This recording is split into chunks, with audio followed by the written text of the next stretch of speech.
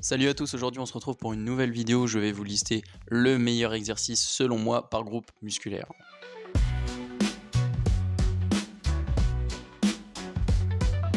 Alors on va commencer tout simplement par le haut du corps et on va commencer par un groupe musculaire que les mecs adorent, les pectoraux. Les pectoraux se divisent en trois parties. Donc on a la partie claviculaire pour le haut des pecs on va dire, la partie sternocostale, donc au milieu des pecs on va dire, et la partie abdominale, donc le bas des pecs. La partie qui est en général le plus en retard chez les pratiquants, c'est le haut des pecs, donc la partie claviculaire. Voilà pourquoi mon premier choix va être le développé incliné à la Smith Machine. Exercice stable où ça va du coup focus un petit peu plus le travail sur le haut des pectoraux, mais bien sûr qu'on va travailler les autres faisceaux des pectoraux. On peut aller à l'échec assez facilement, pas de problème de sécurité, donc on peut pousser l'effort au maximum d'intensité, et c'est également facile à setup.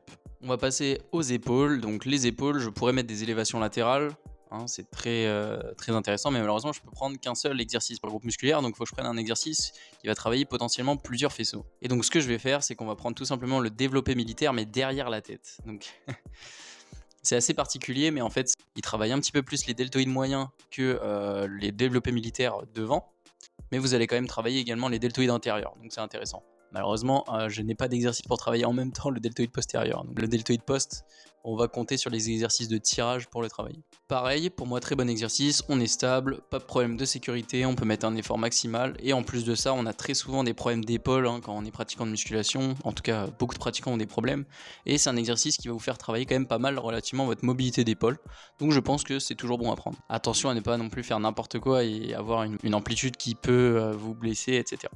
On va passer ensuite au grand dorsal. Je vais tout simplement mettre le tirage vertical, prise relativement serrée, justement pour travailler le grand dorsal, donc ramener les coudes vers les hanches, qui est le rôle tout simplement du grand dorsal, l'adduction de l'humérus.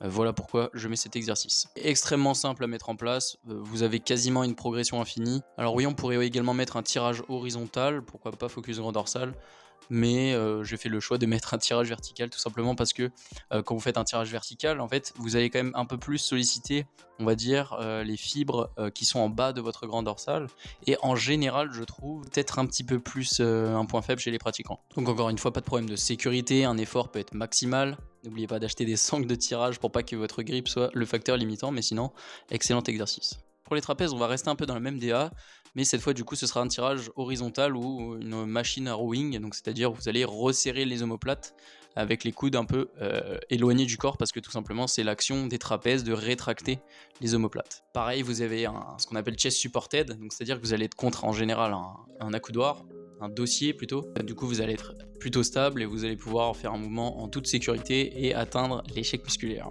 Évidemment, les trapèzes se divisent en trois parties avec les supérieurs, moyens et inférieurs, mais ici, on va dire que ça travaille à peu près dans l'ensemble des trapèzes. Il n'y a pas vraiment de gros focus, peut-être un petit peu plus sur les trapèzes moyens, mais on reste relativement dans un exercice qui va travailler à peu près les trois faisceaux. On va passer aux bras, donc les biceps. Un exercice que j'adore, c'est le curl pupitre à la machine. Donc pareil, vous êtes extrêmement stable. C'est pas possible d'être plus stable, je crois, sur un exercice.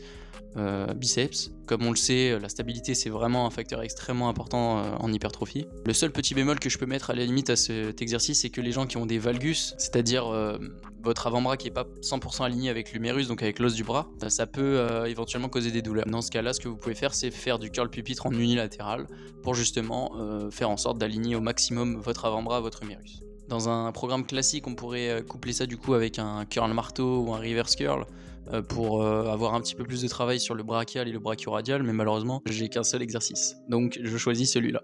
Là, on va être un petit peu plus dans le technique. Pour quelqu'un de lambda, ce serait plus dur de choisir ça, mais on va parler des triceps.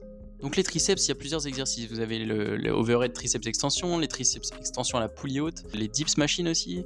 Vous pouvez même faire du développé couché à la prise vraiment serrée. Moi, l'exercice que je choisis, c'est les triceps extension à la poulie haute. Pourquoi? Donc en fait, tous les chefs de votre triceps sont responsables de l'extension de coude. Donc c'est-à-dire que à partir du moment où vous faites ce mouvement, vous êtes sûr de solliciter les trois chefs de votre triceps. En plus de ça, le chef long a des meilleurs leviers quand vous avez les couches relativement proches du corps.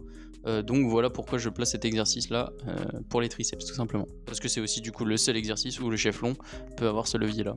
Donc on va passer au bas du corps, les jambes, les quadriceps. Alors pour les quadriceps, c'est pas exactement le même raisonnement que pour les triceps, mais pas très loin, c'est-à-dire que en fait votre quadriceps se divise en 4 parties, puisque ça fait quad.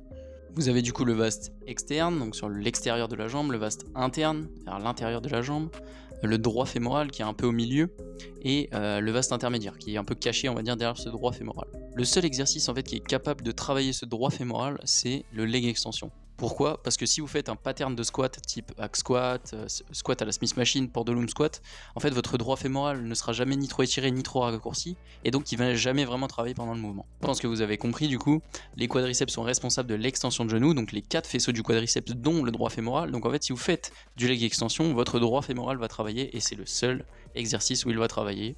Donc voilà pourquoi on est plus ou moins obligé de mettre le leg extension dans un programme si on choisit qu'un seul exercice pour les quads. Passons maintenant aux ischio-jambiers. Ils sont également divisés en plusieurs parties. Il y a le biceps fémoral, donc qui est composé d'un chef long et d'un chef court, le semi-membraneux et le semi-tendineux. Tout ça pour vous expliquer que le chef court du biceps fémoral n'est pas responsable de l'extension de hanche, donc c'est-à-dire le mouvement que vous faites quand vous faites notamment un soulevé de terre jambes tendues. Ça me permet du coup de déboucher sur, pour moi, le meilleur exercice des ischios, c'est le leg curl, qui est uniquement une flexion de genou.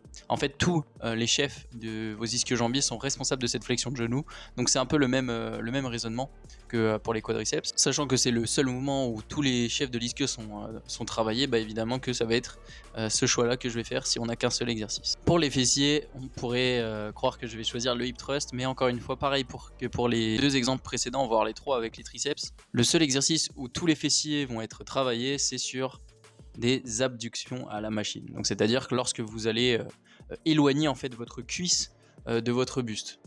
Donc de toute façon, je vous mettrai des images à l'écran.